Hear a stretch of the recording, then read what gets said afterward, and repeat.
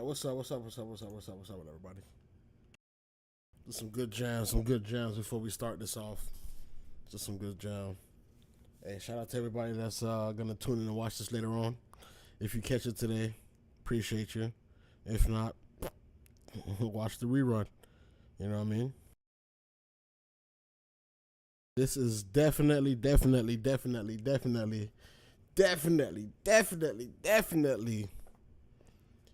If this continues to happen, it's gonna be a crazy 2025. Don't believe me?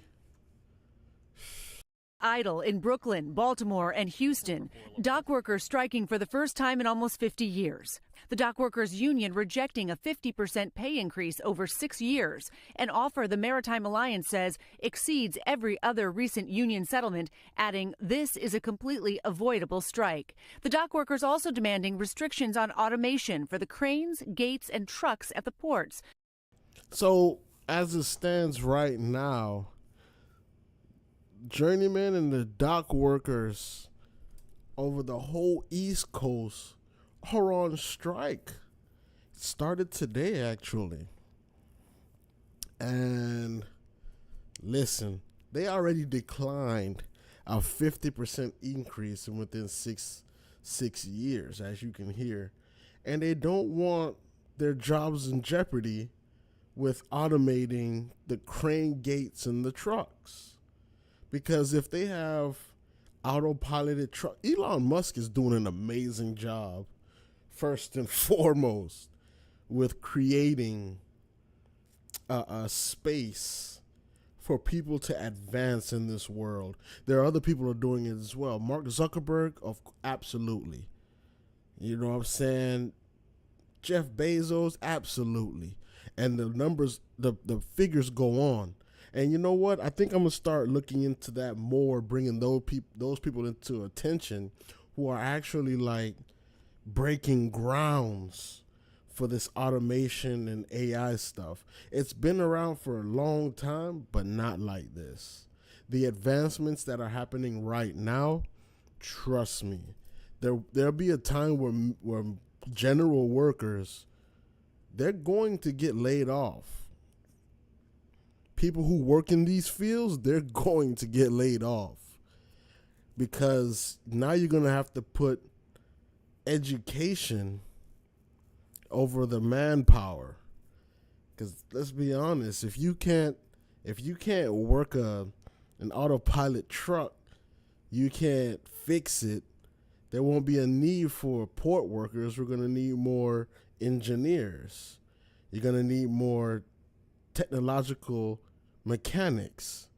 So this is definitely going to be a very interesting strike.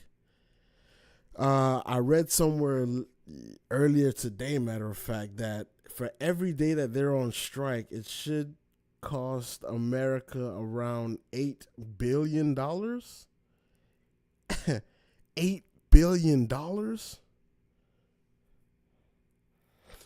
That's a lot. All right. Some people only have the realm to look at thousands and 10,000s and hundreds of thousands. But billions in one day? Imagine a week. We're already in a massive debt, and we're already in massive inflation. And this is definitely going to cause inflation, because business owners, matter of fact, the people who are going to really get hit the most are the people who actually, like mom and pop shops, right? Because their favorite warehouse, they're not going to have stock, because I'm pretty sure majority of the stock that they have comes from overseas. Imagine all the things that may be in these crates that people have already bought, and they won't be able to have access to it because there's no port workers. Your favorite store may have stock for a couple of weeks, but the consumers nowadays are very greedy. So once they get wind of this, they're going to go in the stores and buy up everything as well, which leads to a lot of frustration and inflation. People, America is not as structured as we thought. It is not balanced as much as we thought. Anyway, let me go ahead and listen to this before I start rambling. To make sure technology doesn't replace their jobs. Nothing's going to move without us. Nothing. And we're going to keep this thing going every day. The longer the strike goes on, the more. And he's on TikTok, and I'm gonna pull up the TikTok video of him talking and breaking down his issues on what's going on and how he feels, and many of the other port workers. When I hear him talk, though, he sounds like an old mob boss. You'll feel it. Retailers and importers are scrambling to move their products, already raising freight costs. Eventually, that could raise prices for consumers. And every day of uncertainty. So they're already raising freight costs. So and you know who's going to get hit with those costs? The truck drivers. The truck drivers are going to see less money in their pocket. Truck drivers are going to be out of jobs. Oh my God. Logistic people are going to lose jobs. They're going to be in panic when it's all said and done regarding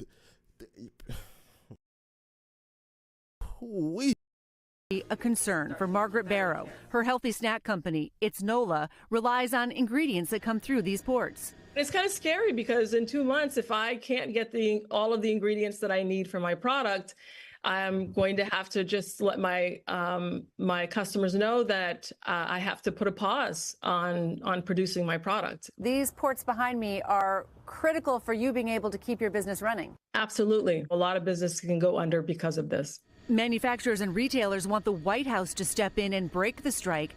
The White House said the impact on consumers would be, quote, limited for food, fuel, and medicine, but said collective bargaining was the best way to reach a deal. So they're giving you a heads up, letting you know how much the ports are important. Listen, people don't realize that there's a whole lot of things being done for your convenience and comfortable life. And these people right now, thanks to the internet and thanks to things like TikTok, are realizing that people don't respect them either.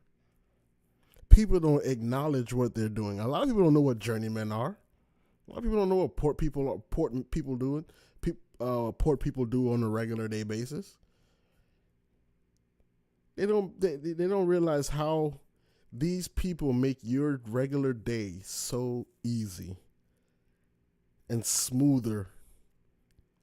Because really all you have to worry about sometimes is going to work, and after work, going to a shop, picking up your favorite packaged food, bringing it back home and cook it for your family. And that alone stresses some people out.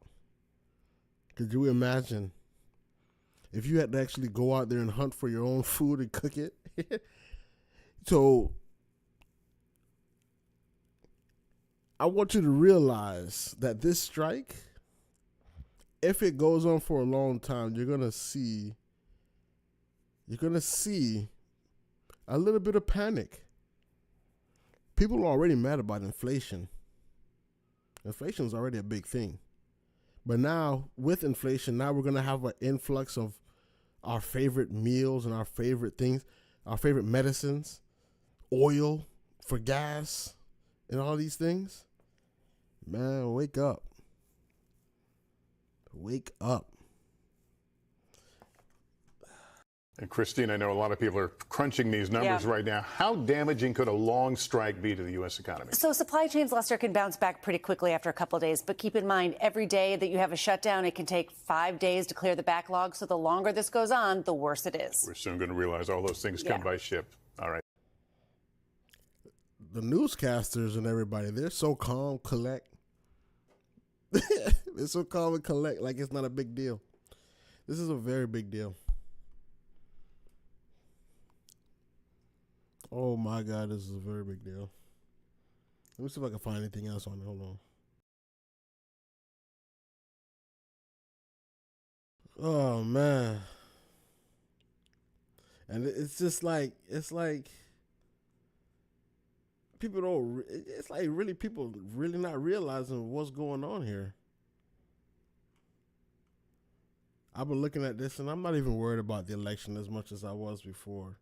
Because the election, please. I'm not worried about two puppets. I'm really not.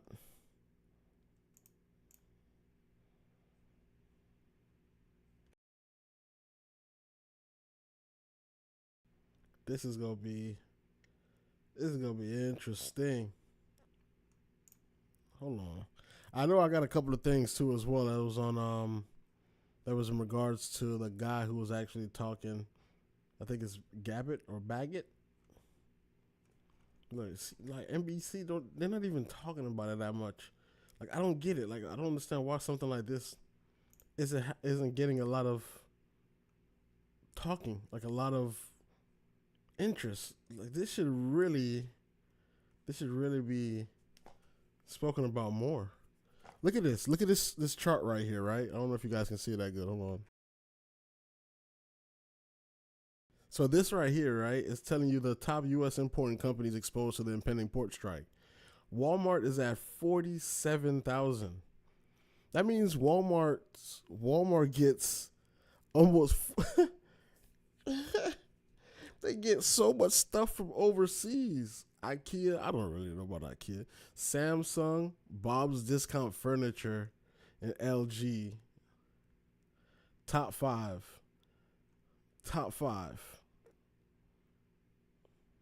Oh my man.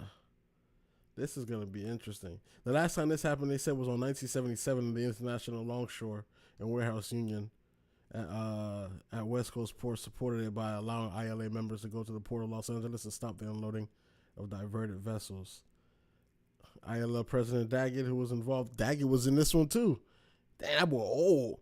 He was involved in those actions as a young union member, recently cited as a historical example in communications with the rank and file. So he's been doing this. This is his second time going around. First when he was young, now he's doing it when he was old. That's insane.